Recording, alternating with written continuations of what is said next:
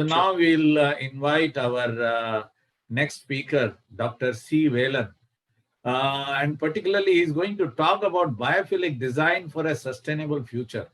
And biophilic is very close to my heart too, because, you know, I being a very close to the healthcare professional where connecting with nature is a great healing feeling which we get. And I always support those evidence-based design, etc. for this. And here we are going to have a Dr. Velan talking about the same. So how the nature has to play the role. So Dr. C. Velan is the city head, Chennai operation and pan-India head for property management at Ascendas India, that is also known as Capital Land India, a Singapore-based organization and involved in its IT and industrial park establishment. Earlier, he was working at a Tata Reddy Infrastructure Limited as CEO, and for TIRL flagship project, Ramanujam IT City in Chennai, and successfully established as one of the most happening IT projects in India. He has more than 30 years of corporate experience with blue chip Indian and overseas companies that include Eicher Motor, Colorchem, CB Richards, Ellis, and Ascendas. He graduated in civil and structural engineering with a post-graduation in business administration as well as ecology and environment. Has a PhD degree in civil engineering and the research work, mainly focused on an area which is based on the need of the hour subject, sustainable design of green building. He has fellowship from Indian Green Building Council and member executive committee board in Indian Green Building Congress. He has been bestowed with various awards such as Best CEO of the Year from the Construction Infrastructure Architect World Magazine and Real Estate Professional of the Year 2015 from CMO Asia Singapore. Awarded with a Professor of Eminence from Manomanyan Sundaranara University, among many other accolades. Further, he is an adjunct faculty at SRM University, Chennai, and member of MRICS, the Royal Institute of Chartered Surveyors. He has also presented and published various papers, both in national and international journal and conference. I love to, and all the audience are waiting to hear from you. And he has been joining with one more his speaker. His name is Mr. Deepak Kovendan. He is the designing manager at the Capital and Chennai. He was former senior principal architect L&T EDRC. He has an BR degree from Madras University, Chennai, and PG PPM, project management from NICMAR, Pune. His other credentials and professional certification include WELL AP and IGBC AP. Over to Thank you, Dr. Chandrasekhar. Yeah, thank you, Dr. Chandrasekhar. Am I audible? You are audible. Yeah, thank you very much. I really appreciate your generous introduction. Thank you. Yes, we have been given this topic of biophilic design. Initially, I will just speak only for 2 minutes about the group and whatever the things we are doing, and then we will get out to the case studies. Very quickly, Capital Land, as we are all known, because it is Asia's largest developer into various segments. You call it as any segment like commercial office, residential, retail, industrial park, so on, logistics and all. We have been very, very conscious as a group, as a core, value, as one of the core values, we kept just sustainability. We are committed to growing that in a responsible manner, developing long-term economic value, at the same time contributing to the environment and social well-being of the customers. Basically, if you look at Capital Land, it is one of the signatories in United Nations, Global Compact, and we are all universally known for various initiatives, including sustainability. In a summary, I want to put it actually, we are committed to sustainability to what extent? Whatever we do as a new project, assuming hypothetically, we don't look at it as a commercial viability of the project. IRR, all those things are apart. we look at environmental rate of return. What is going to be that environmentally we are going to give back? That if that is not satisfying, this project is not going to be taken up, even if it is commercially very good viable solution. Second is that we are also having the commitment in terms of sustainability overall group level as a sustainability goal, which has to be adhered by all that operations across the globe. And third one I want to just talk about is that the sustainability is part of our KPIs, even not at the country level, at the topmost management level also. It is a KPI with which the performance of the top leadership is also monitored. To that extent, sustainability, environment focus is given to the company. We are going to have two case studies very quickly. One in the video format, other one is in this small PPT format. One is that in Singapore case study, where we have kept this biophilic design exactly the way it has to be, which is also operating asset, which is going to be in the video format.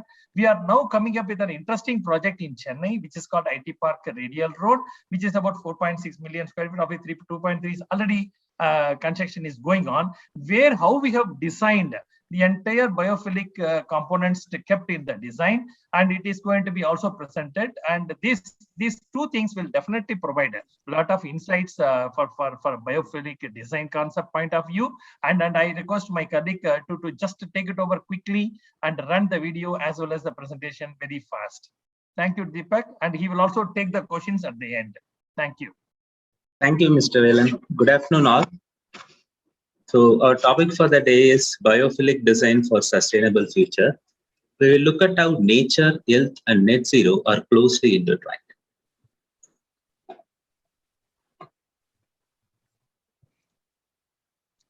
First, in order to define what is biophilia, biophilia is humankind's innate biological connection with nature, connections that human beings subconsciously seek with the rest of their life. Let's look at our friend here. We share 96% of our DNA with him. And if you look at things that he enjoys, cold weather, hot tub, it is perfect for anyone. He seems to like it. We would like it. So that makes sense. If you think of him entering in a lot of our buildings, you start to think, well, maybe he would find some of our buildings uncomfortable and not such a pleasure. What is the reason? The reason is that we are in an Anthropocene era, where human beings are impacting and altering the environment much more than any other species. There is implicit pressure on us to amend our ways before it is too late. Our cities have become like concrete jungles where we are really dependent on electromechanical systems for even basic human survival. So I think the green fraternity is very much aware of these two terms, passive and active green design solutions. So passive design results when a building is created and simply would work on its own, like it uses natural sunlight, the orientation of the site, the air movement, etc. Active design uses equipments to modify the state of the building, create energy and comfort. So when we look at the passive design part, the building which is good passively designed system is in a sense default to nature. I just feel over the last few decades that we designers have taken too much liberty and underplayed the use of passive design and used more of active design features in our building. Because the more the passive design feature is used, it is closer to nature. When we use active design features, the active design features production, manufacture would also have an embodied carbon in it. So that creates less of a sustainability. So now we'll look at the psychological impact the biophilic design has on the humans. Stephen R. Keller, who is one of the professors of Yale University and who has done extensive research in the biophilic design, defines biophilic design connection with humans this way. Without positive benefit and associated attachment to buildings and places, the people will not exercise responsibility and stewardship. Biophilic design is thus viewed as the largely missing link in prevailing approaches to sustainable design. Now, let us look at few principles of biophilic design. There are 6 basic principles in which the entire biophilic design lot can be grouped under. So the first principle is on usage of environmental features, where the characteristic of natural world is used in the built environment. These include earth tones, water features, sunlight, and the actual vegetation in our design. The second feature focuses on usage of natural patterns and processes, incorporating natural properties into a design. This principle focuses on varying the viewer's sensory perception. The third principle focuses on place-based relationship. When there is culture and ecology is kind of rooted in the human need to establish a territory. So this principle includes the aspects of the unique connections to various places, indigenous materials, landscape, and the ecology. And the fourth feature is on principle is on natural shapes and forms. These represent biomimicry of the actual real world nature scenarios. The next principle of biophilic design is usage of light and space. So light makes life possible. So the principle focus on the use of light within a space, such as natural light, diffuse light, shadow, spaciousness, and the spatial harmony, and also how the design works with the circadian lighting rhythm. The next principle focuses on the evolved human-nature relationship. This principle includes aspects that foster self-esteem, aesthetic attraction to the nature, and discovery, fear, and also sometimes spirituality. So this improved connection to nature can benefit our well-being by reducing stress, enhance mood, improve cognition, and enhance sleep. Like indoor plants can help you reduce stress and improve cognition. The water and view of water and views of images of nature can reduce the stress and enhance the mood. And daylight and circadian light have a very good effect on enhancing your sleeping abilities. So these are the positive outcomes of a biophilic design. So today we'll be showcasing a couple of projects developed by us. The first project is a project that is developed in Central Business District of Singapore in Market Road. This is an high-rise tower called Capita Springs. The second project will be the International Tech Park in Radial Road, Chennai. We'll be showcasing in both the cases how we have used biophilic design. Deepak, just 1 minute. See the project which is going to be highlighted, showcase here, the Capita Spring. The typical name itself, we have brought in that biophilic design concept into that. This is a typical case study for all our new projects where in India, especially where we can easily implement such kind of initiatives. So this is a typical case study which is under live case study also. So we are going to implement across all our projects in India the same concept actually. Maybe it varies a bit here and there, but this is a major core focus for our designs. Go ahead for the video, please. So the Capita Springs building is a 251-meter high tower with 51 stories of mixed-use development. We have 30 levels of office space, 8 levels of service apartments with 35-meter high green oasis subdividing these two spaces. And we also have an F&B center and a retail F&B center in the first 5 levels, which acts as the connect with the pedestrian level. The architects for this project are Blake Dingus from the Great Danish Architect, and then CRA Designs. So I'll just play a short video which explains the biophilic part of this project.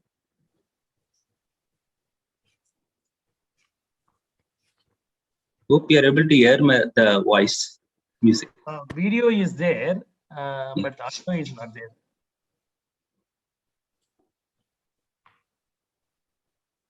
You can push down, fast forward.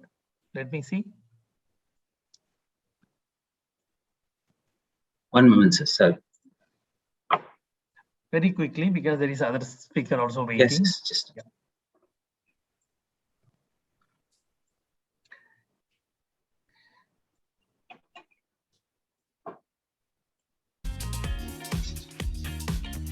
It is okay.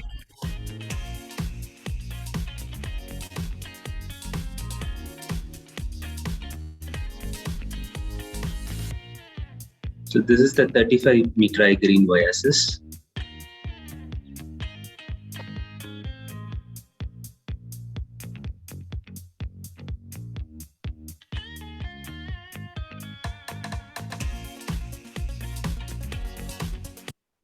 Sorry.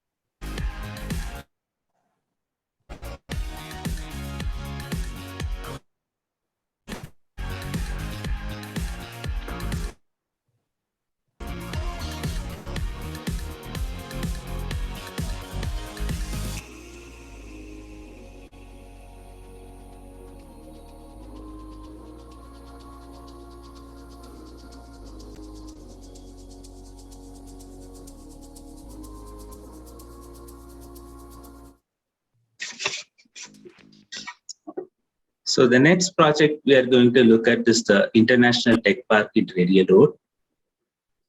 This project we are developing in the 200 feet wide Radial Road. The total development is up for about 23 acres and 4.5 million square feet. So in the initial master plan itself, it was focused to develop in such a way that the vehicular movements are restricted only to the periphery of the site. And then the central zone is created as a large central plaza. Something that we don't see in that we see in developed countries and which we don't see in India is usage of proper central plaza square spaces. So these act as interactive zones and also spell out spaces for where people can spread out and work. So in our central plaza, we have planned for individual workplace zones with different degrees of sensory engagement. So this central landscape connects the central plaza, connects all the four faces into the as a common connecting zone. So just to explain the building layout as such, it not only on the external we have connected, but also with respect to the building layout. Generally, we have a double height entrance for a lobby or so. In this project, we have tried to create a 10-story height interactive atrium space. So you can see this image here. So this we have also created some pop-outs of tenant spaces onto the atrium space, which acts as a visual connect. And then from this green zone on the eastern side to the western side, we have a green linkage that runs across the atrium. So this also has plants that grow inside the atrium. We have some tall trees planted inside the atrium. And all these outdoor spaces have collaborative spaces, group seating, and also individual work pods. So there are various degree of work, like individuals can work for a private space for them to work, and also there are collaborative spaces. Then we'll just move on to the video here.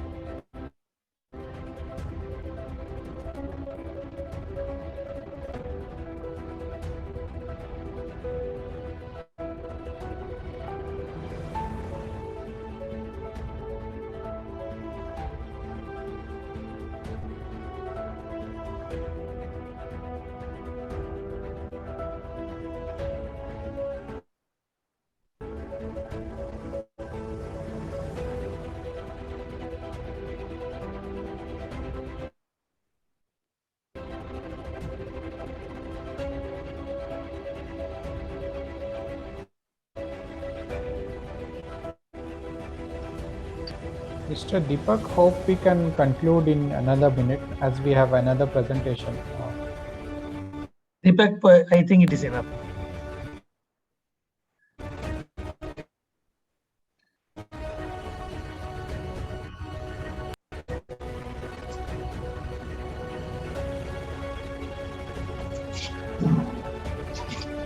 Thank you. So last, we would like to conclude that we do not say, there is a saying, proverb that's not inherit the earth from our ancestors, we borrow it from our children. So whatever we do as all, including all stakeholders from design community to developers, we need to be responsible of that and leave a better future for them. Thanks to IGBC, and I'll leave it to Mr. Velan for his final comments. And that's okay. I think we are done with Dr. Chandrasekhar. Okay, we'll take thank the you very much questions. for the opportunity. Thank you. Thank you, Velan and Deepak.